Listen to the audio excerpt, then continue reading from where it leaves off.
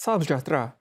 Singapura akan menambah lagi 230 laluan pelepasan automatik di pusat-pusat pemeriksaan sempadan tahun ini selain 160 yang sudah dipasang pada tahun lalu.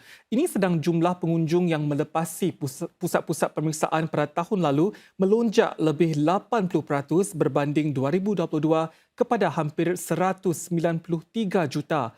Dalam laporan terbarunya, Penguasa Imigresen dan Pusat Pemeriksaan atau ICA menyatakan langkah ini dapat bantu menangani jumlah pengunjung yang terus bertambah. ICA juga bakal perkenalkan sistem pengawalan sempadan automatik generasi baharu. Mulai tahun ini, pelawat asing ke Singapura boleh melalui pusat imigresen menggunakan laluan automatik tanpa perlu pendaftaran awal. Laluan baharu ini secara bertahap-tahap akan menggantikan laluan automatik dan kaunter manual sedia ada di semua pusat pemeriksaan.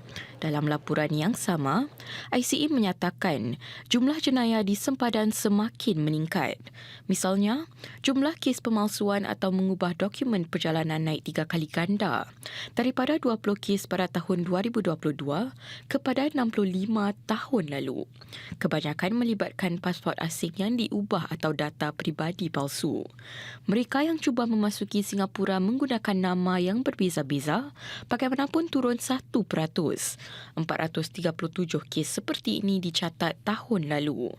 Ini sedang sistem pelepasan biometrik dipasang bagi mengesan dan mencegah kes-kes sedemikian.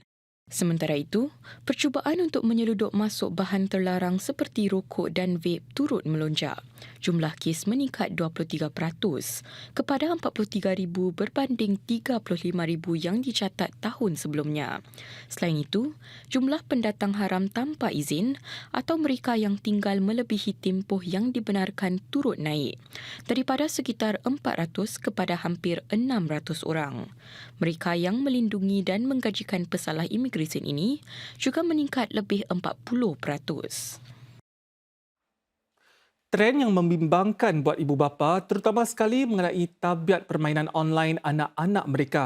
Sekitar 17% belia berusia antara 13 hingga 18 tahun pernah menjadi mangsa pembulian siber menerusi permainan video secara online. Inilah antara hasil dapatan tinjauan permainan online belia yang dijalankan Kementerian Perhubungan dan Penerangan atau MCI. Lebih 800 belia dan ibu bapa mereka ditinjau mengenai tabiat permainan online antara Oktober 2022 hingga Februari tahun lalu. Bagi para mangsa tindakan membuli oleh para pemain lain, hampir separuh tidak lakukan sesuatu atau memberitahu ibu bapa mereka. Tindakan membuli termasuk kata-kata kesat yang digunakan di ruang chat permainan atau gangguan yang berterusan.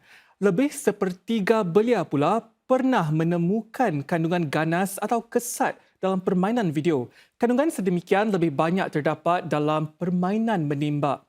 Satu dalam setiap tiga belia mengaku pernah bermain permainan online dengan individu yang tidak mereka kenali. Segelintir juga bertemu dengan mereka di luar atau berkongsi butiran peribadi.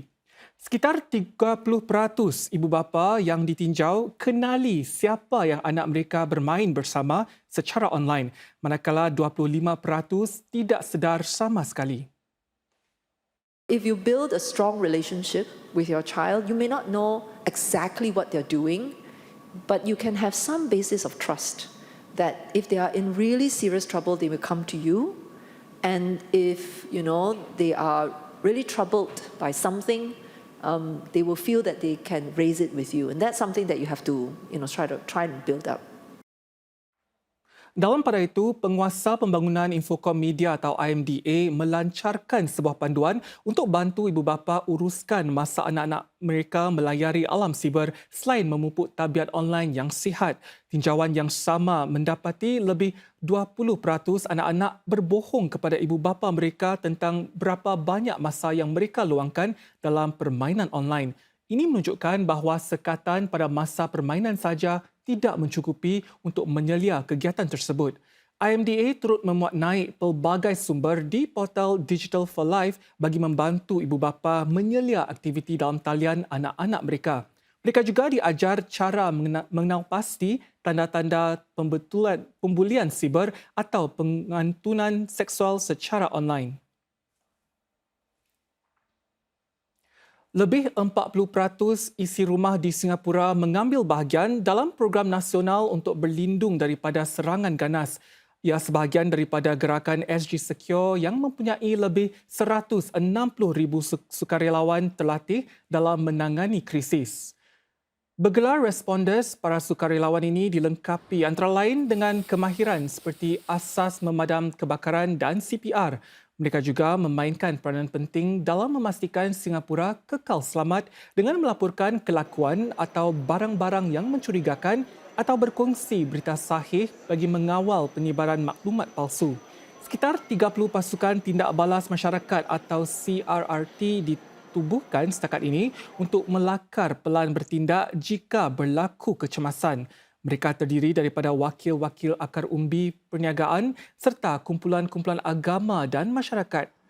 Kemaskini tersebut terkandung dalam laporan Kementerian Ehwal Dalam Negeri atau MHA mengenai situasi keselamatan di Singapura tahun lalu. Ia mendapati bahawa jumlah bekas pesalah yang mengulangi tindakan jenayah dalam tempoh 5 tahun selepas dibebaskan merosot ke bawah 37%, angka terendah setakat ini. Namun, jumlah kes penipuan terus meningkat tahun lalu walaupun jumlah kerugian yang ditanggung adalah lebih rendah. MHA memberi amaran penipuan baru yang melibatkan perisian hasad kini muncul sebagai kebimbangan baru. Di jalan-jalan raya pula, kemalangan melibatkan motosikal dan pejalan kaki warga emas turut meningkat.